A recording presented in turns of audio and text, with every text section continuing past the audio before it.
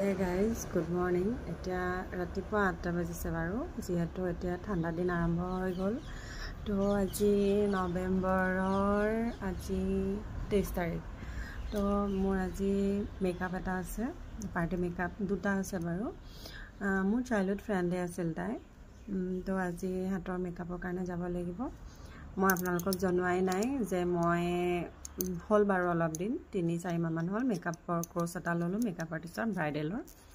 তো এটো ফিনিশ হল party look bridal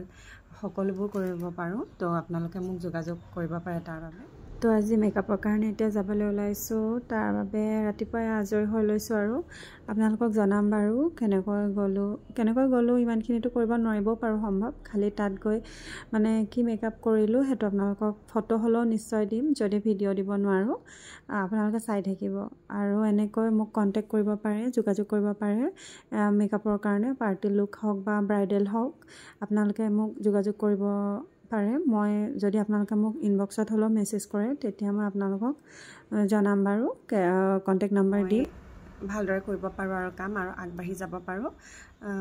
তাকে কলো আপোনালোকক বাৰ মই দেখুৱাম কেনেকৈ কি হল কি কৰিলো চাই থাকিব মৰ্নিং টাইমত ওলাইছো কামলৈ যাবলৈ